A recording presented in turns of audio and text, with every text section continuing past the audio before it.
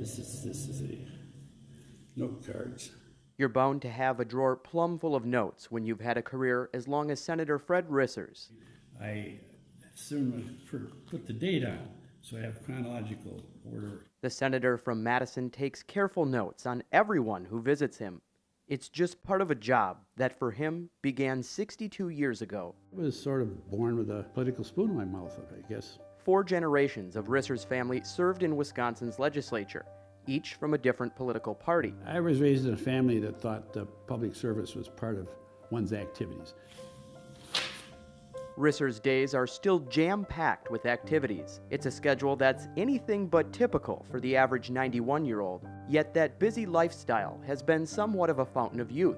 This year alone, Risser rode a little less than 3,000 miles on his bike. But for the most part, he just takes life one step at a time.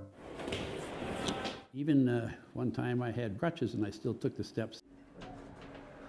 Senator Risser says he never takes the elevator, but if you ever happen to catch him using it, it could get you $10. I haven't lost any money yet.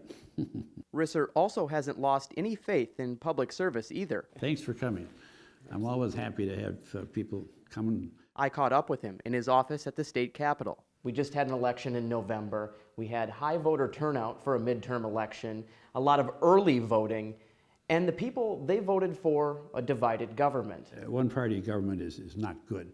Actually, the best legislation has developed when there's a split between the parties, because then each party puts their best step forward to try to come up with a compromise in the interest of the public. Democrats picked up all 5 statewide races in November, including governor and attorney general. But Republicans held on to majorities in the Senate and Assembly. Fearing the policies passed over the last 8 years could be undone, an all-night extraordinary lame duck session was called. That's not the way government should operate. And I think government is broken down quite a bit. I say that, quite frankly, the ineptness of the federal government has trickled down to the state. Do you ever think there will be a time again when lawmakers will be able to look at one another as people instead of just by party? Well, I think so. I have no doubt that the pendulum will swing back.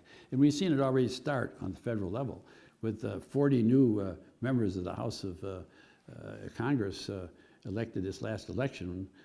You see that the people are ready for change. But here in Wisconsin, those who voted for change could see a slower process. Both parties will now have to work together if they want to get anything done without vetoes from the state's next governor. Governor Evers will come through with some ideas that he wants and that I think the public wants. And I think the Republicans will fight back. They've already indicated that they don't want to compromise, already taking the power away from the governor and the attorney general. If they maintain that position, then we're going to have a long summer. Though Risser has a wait-and-see outlook for 2019, he knows we're not living in the most polarizing of times. Things look pretty bad now, and they are bad. But I can tell you that things were worse when I started out. There are a great number of the Democrats who have indicated in private conversations that they will censure McCarthy, not because of what is in the Watkins report, because of I've labeled them as the party of communism. Senator Joe McCarthy was the United States Senator, and he was accusing everyone that didn't agree with him of being communist. And people were scared. We're anti-communist. But there are those who feel that they should censure me, not because I cross-examined Zwicker trying to find out about a communist whom he promoted, honorably discharged. There are some Republicans who feel likewise. There were more Republicans in the legislature when I started out than there are now. And so times do change, and that people have forgotten the McCarthy days when people were afraid to even speak out. Now they're at least speaking out, so it's not quite as bad, in my opinion, as it was then. It's easy to be jaded by what can be a bitter political process at times. But the one thing Risser doesn't want people to forget is the part they play. Our government isn't perfect, but it's still the best government that man has yet devised.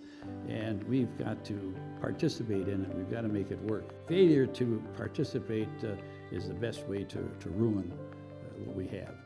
In Madison, Anthony DaBruzzi, Spectrum News 1.